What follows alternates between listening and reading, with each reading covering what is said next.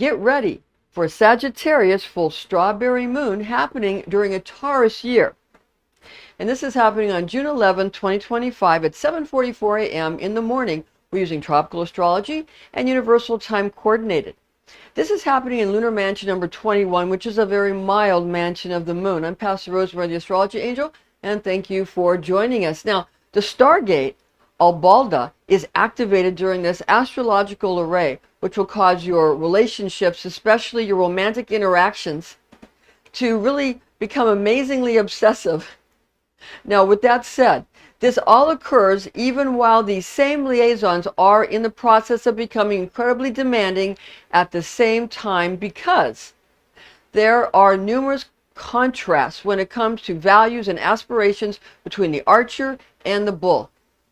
Now, Taurus year adds the flavor of sort of desiring strongly that a more profound and a mutual understanding should be developed between amorous partners. Sagittarius Strawberry Moon, on the other hand, encourages people to sort of chat about easier, brighter, and more free-spirited or adventurous topics, such as like going on terrific journeys to exotic destinations. And Taurus has a very down-to-earth characteristic that seeks to make sure that nothing gets too out of hand.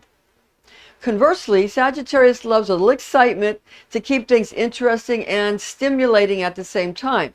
Now, if couples or communities are able to navigate these two aspects of the Sagittarius Full Strawberry Moon in 2025's Taurus frequency for the year, and if they are willing to allow for both sides of these opposing equations to have their expression, to be able to really express it, then the combination has the capacity to create relationships that have enough excitement to keep everyone involved, while simultaneously providing just the right amount of stability for the purpose of making certain that everyone is also secure and safe.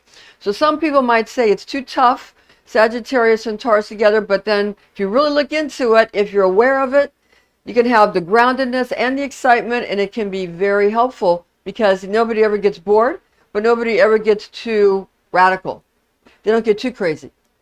Now, the star Pi Sagittarius is the stargate to access for star magic opportunities when Luna activates this lunar mansion. Profitable reaping of crops, or also herds, okay? Going on journeys, those are the good things. Now, it's awful for relationships when it's just the Pi Sagittarius, but with the Taurus year, that helps that. So understand that, okay? It causes separation and malevolence too during relationships. So again, the Taurus year can help that. Now, and also, it can also cause that you have to beware the picture or a statue of a man with two faces, one looking to the right and the other one looking to the left.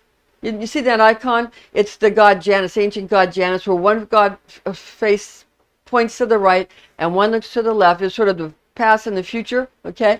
But it's the god Janus, the ancient Roman god Janus. But you have to be aware of it, because what can happen when you use this is that it can cause the annihilation of someone chosen by the magician who is using it, okay? And this is from the desert of Sagittarius the Archer with Lunar Angel Bethnael and Lord Bektu. Now we're going to get into the coordinates for the Sagittarius Moon for this Lunar Mansion number 21. Luna will be in Sagittarius 17 degrees, 8 minutes and 34 seconds. Moving into Capricorn 0 degrees, 0 minutes and 0 seconds. Okay, this is according to Abraham. Now, the star to wish upon inside the 21st mansion of the moon, Albaldah, is generally named Albaldah. Sounds very similar by most astronomers. It just doesn't have a hyphen in it like the name of the mansion, because the name of the mansion is Albaldah, but it has Al and then hyphen and Baldah, and the other one doesn't have a hyphen, okay? And Al means the, okay? And it translated in English as being the city, having the meaning that it is the urban center which one wishes to conquer, according to Warnock. Now, ask the angel of Pi Sagittarius, who is named Bethnael, to depopulate and destroy a specific place considered evil by your people. Agrippa reveals that sorceresses and sorcerers use representations of secure roads and journeys through villages and towns, fortifying edifices, reaping rich harvests, and also well-maintaining financial rewards. or to separate women from their established committed relationships. So you want to, that's like the lonely hearts go out and try to break up marriages, that kind of things. So this mansion, beware of that. So this mansion's main rendering utilized the image again of the two-faced man, with one looking one way and the other looking the other way, where Warnock describes this mansion's name as Albaldah and details that this two-faced image will obliterate a city. Agrippa reveals, and he also reveals that these are also named, there are other names for it, and he reveals that those names are Albaldah and Albaldah, okay? And this is as the designations to use for this transit, citing that the same image is used to devastate, that's the god Janus, a person, and to cause hurt. So they agree on that. Now, Agrippa calls this mansion defeat rather than the city described by Warnock. Okay? Now, according to Kabbalistic lore, Sagittarius is ruled by Jupiter, while Capricorn is ruled by Saturn. And Sagittarius birthstone is turquoise, with Capricorn birthstone being garnet. Now, the star magic opportunities from Star Angel Bethnael, which provide powerful forces to you to acquire your objectives when the Sagittarius moon's Albaldah Stargate is activated by Luna, according to Ashmole, are the following.